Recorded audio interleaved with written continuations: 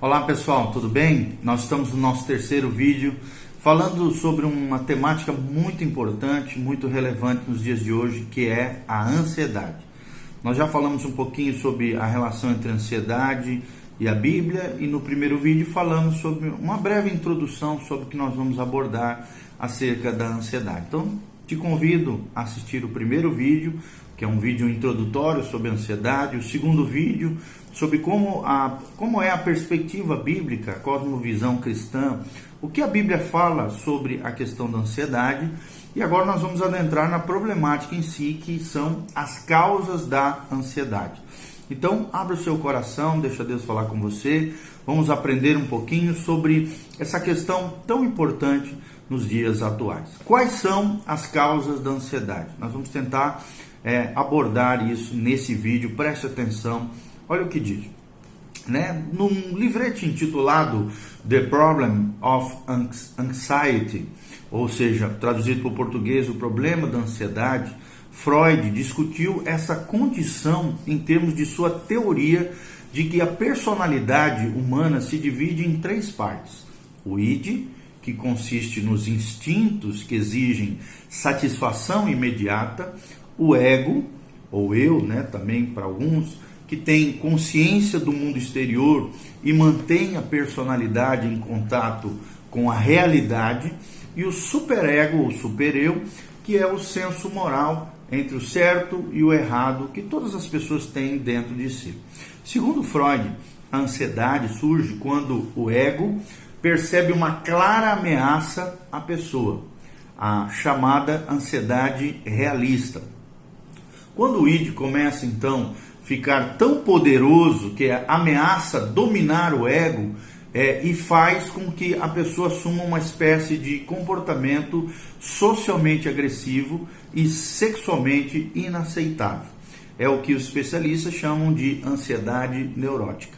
Ou então, num terceiro momento, quer dizer, primeiro, quando o ego percebe uma clara ameaça à pessoa.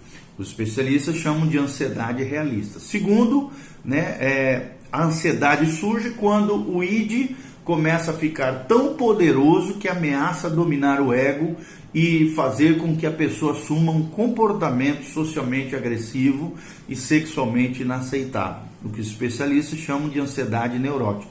E terceiro, quando o superego se torna poderoso demais e faz com que a pessoa se sinta esmagada pela culpa ou a vergonha, é o que os especialistas chamam de ansiedade moral. Alguns autores posteriores a Freud acabaram se afastando dessa teoria freudiana e passaram a ver a ansiedade menos como uma batalha instintiva, interna, intrínseca do homem, e mais como resultado de pressões culturais e de ameaças do mundo em que vivemos.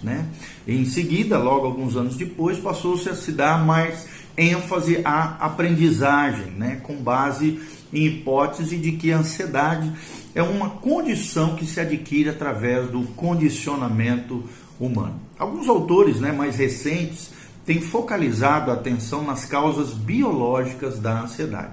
E nós sabemos que sim, algumas questões de ansiedade têm origem biológica, ou seja, no soma, no corpo. Examinando também essas e outras teorias, podemos concluir então que a ansiedade é causada por ameaça, conflito, medo, carências ou características fisiológicas, biológicas da pessoa, fisiológicas, e diferenças individuais que cada indivíduo tem dos demais indivíduos. Ameaça, nós vamos abordar cada uma delas agora. Ameaça. Após realizar uma pesquisa minuciosa na literatura, o psicólogo Rollo May concluiu que a ansiedade é sempre desencadeada por uma ameaça a alguma coisa que o indivíduo considera importante. Vou repetir: ameaça a alguma coisa que o indivíduo considera importante. Às vezes também a ansiedade surge porque a vida se encontra ameaçada, mas frequentemente sentimos-nos ameaçados e, portanto, ansiosos, tensos, por causa de um perigo, por causa da perda, às vezes, da autoestima, a separação de outras pessoas, uma crise em nosso sistema de valores, ou então pelo impacto de influências inconscientes, né? Você sabe que Freud dizia, dentro da sua teoria estrutural, que existe o consciente, que é essa maneira qual nós pensamos, existe um elemento transitório entre o consciente e o inconsciente. O inconsciente é aquilo que fica para dentro de nós, nossas recordações, né, aquelas memórias que foram colocadas para dentro do inconsciente humano, e entre esses dois existe o pré-consciente, que são alguns eventos e fatos que nós ainda temos acesso entre o mundo consciente e o mundo inconsciente. Então, né, a ansiedade dentro da ameaça pode ser causada por perigo, perda de autoestima, separação de outras pessoas, crise em nosso sistema de valores, ou então pelo impacto de influências inconscientes. O inconsciente é como se fosse, né, como você imaginasse assim, um iceberg. A parte de cima do iceberg, a visível, que é a menor parte, é o consciente. Entre a água e aquilo que fica para debaixo da água é o pré-consciente. E o que fica debaixo da água do iceberg, que é a maior porção do iceberg, é a parte inconsciente do homem, tá bom? Segundo característica, né, que acaba gerando ansiedade, que causa ansiedade na vida das pessoas, é o perigo. O perigo é muito comum, é um dos maiores causadores, sim, de ansiedade. Perigo do quê? Talvez você esteja se perguntando. Perigo de crimes, perigos de guerras, perigos de intempéries, de doenças inexplicáveis e inesperadas, até mesmo consultas, às vezes, ao dentista, ao médico, podem ameaçar o indivíduo e gerar ansiedade nele. Por exemplo, muitas pessoas ficam ansiosas quando estão se candidatando a uma vaga de emprego, quando precisam fazer um discurso diante das pessoas, ou então passar numa prova. Essa apreensão, né, o que os especialistas chamam de tensão, surge porque a pessoa está insegura quanto ao resultado e se sente impotente para impedir ou reduzir a ameaça, ok? A outra questão é a autoestima, ou seja, a maioria das pessoas gosta de ter boa aparência, desempenhar bem as suas tarefas. Isso é óbvio, né? Sentimos-nos muitas vezes ameaçados quando alguma coisa ameaça danificar a nossa autoimagem, né? Ou demonstrar aos outros ou a nós mesmos que não somos competentes. Isso é uma das coisas que geram também ansiedade, né? Muitas pessoas, por exemplo, são excessivamente preocupadas com a sua autoimagem. Sentem uma leve ansiedade em toda a situação nova que estejam vivendo, pois não sabem direito como devem agir ou se sentem ameaçadas diante de uma possível reação negativa dos outros. Ainda mais em tempos de Facebook, em tempos de Instagram, né, em tempos de redes sociais, isso é ainda mais exacerbado, essa ansiedade provocada pela autoimagem, né, pela autoestima.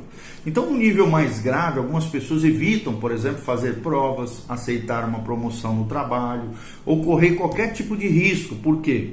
Porque tem medo da possibilidade do fracasso e que o fracasso seja muito ameaçador para a sua autoestima. Olha só que coisa terrível pode vir a envolver a sua vida se você se deixar levar por essa ansiedade provocada pela autoestima exacerbada, exagerada, crônica, tá? Outra causa de ansiedade é separação. Separação, né?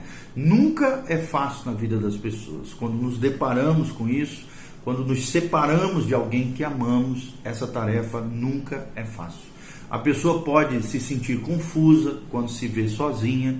Às vezes a dor é particularmente intensa, né, nos casos em que ocorre abandono e principalmente a dor terrível da rejeição por alguém que sim era importante na nossa vida. Separações também, como a morte de um ente querido, luto, uma mudança radical na sua vida, um divórcio ou o rompimento de um relacionamento afetivo pode sim deixar a pessoa com medo do futuro, pode deixar a pessoa angustiada, triste, com uma sensação de vazio interior não preenchido e também insegura, imaginando a seguinte questão: e agora? O que eu faço da minha vida. Então, separação também é uma das grandes causas de ansiedade. Outra questão são os nossos valores. Valores, esse é o destaque que nós queremos dar. É uma das causas de ansiedade. Por exemplo, muitos de nós vivemos em democracias, né? Costumamos achar que ninguém pode tirar a nossa liberdade política, liberdade religiosa, né? Entretanto, quando a nossa liberdade ou outra coisa que valorizamos está em perigo, podemos nos sentir, sim, ameaçados e desenvolver um estado de ansiedade dentro de nós. Por exemplo, o empregado que não consegue a tão sonhada promoção pode começar a achar que é incapaz de alcançar o sucesso profissional ou progredir economicamente na sua vida. A criança, por exemplo, que não segue a religião da família ou rejeita os padrões sexuais tradicionais, geralmente provoca ansiedade e muitas vezes ódio, raiva contra os pais, cujos valores estão sendo desafiados e talvez até ameaçados. Então, todos nós nos sentimos inseguros, ansiosos quando, por exemplo, um político é eleito com uma base numa plataforma política que está em desacordo com os nossos valores pessoais. Isso pode acontecer com qualquer um. A questão de valores, sim, pode gerar ansiedade na vida das pessoas. Outra causa são as influências inconscientes.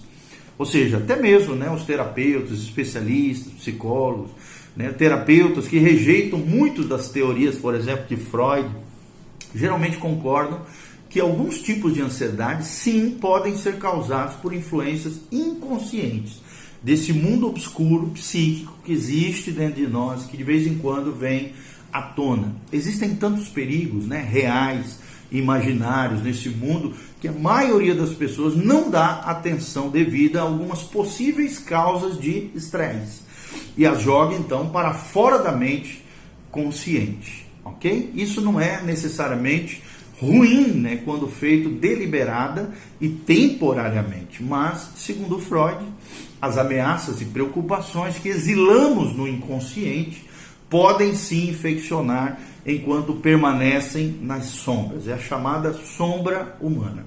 Coisas obscuras que estão dentro de nós, que às vezes vêm à tona, assombrar a nossa vida psíquica, mental, os nossos pensamentos. Então, mais tarde, essas ideias, né, que estão no inconsciente podem migrar, sim, para o mundo consciente, compreensível, né? E isso pode gerar grandes problemas, porque, de repente, nos vemos forçados a enfrentar questões complicadas que não conseguimos muitas vezes entender, porque estão lá enraizadas no nosso mundo psíquico, nosso mundo inconsciente, e às vezes nem sabemos mesmo como resolver. Precisamos de alguém para nos auxiliar e nos ajudar. Um exemplo disso é o caso, por exemplo, de um jovem que foi acometido de uma intensa crise de ansiedade, né, certa noite, enquanto, por exemplo, assistia a um balé. Depois que saiu do teatro, ele se sentiu melhor, mas depois decidiu procurar um terapeuta. Depois que o terapeuta examinou de maneira peculiar aquele incidente, o conselheiro concluiu que aquele homem tinha fortes tendências homossexuais reprimidas no inconsciente e estava lutando ferozmente para impedir que elas se tornassem conscientes. Então, durante a apresentação, ele se sentiu atraído por aquela questão inconscientemente pelos bailarinos do sexo masculino, e essa ansiedade que se seguiu foi uma reação à ameaça de que suas defesas fossem rompidas, revelando as suas tendências homossexuais a ele mesmo, né, e a outras pessoas. Então, é difícil, né, muitas vezes, para um terapeuta chegar imediatamente a uma interpretação como essa. E há discordância entre os conselheiros, cristãos ou não, acerca da própria existência do inconsciente. Alguns não acreditam nisso.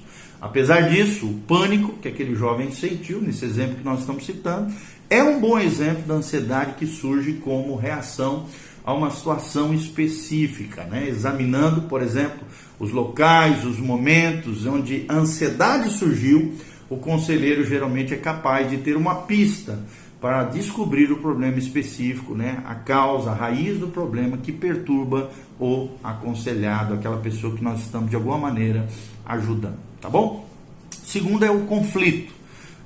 Claro, lembrando aqui que do ponto de vista de Deus, o homossexualismo é equivocado, é errado, precisa de ajuda, precisa de orientação, precisa de um psicólogo cristão, alguém que possa auxiliá-lo, ajudá-lo a lidar com esses conflitos interiores, tá bom? Nós não estamos avalizando nem respaldando esse comportamento que do ponto de vista da Bíblia, e a nossa perspectiva aqui é cristã, uma cosmovisão cristã bíblica, sim, é equivocado, é errado, pode ser, como qualquer comportamento sexual, pode ser abandonado, pode ser tirado da nossa vida, é necessário haver arrependimento, né? E num outro momento a gente fala mais sobre esse assunto, ok?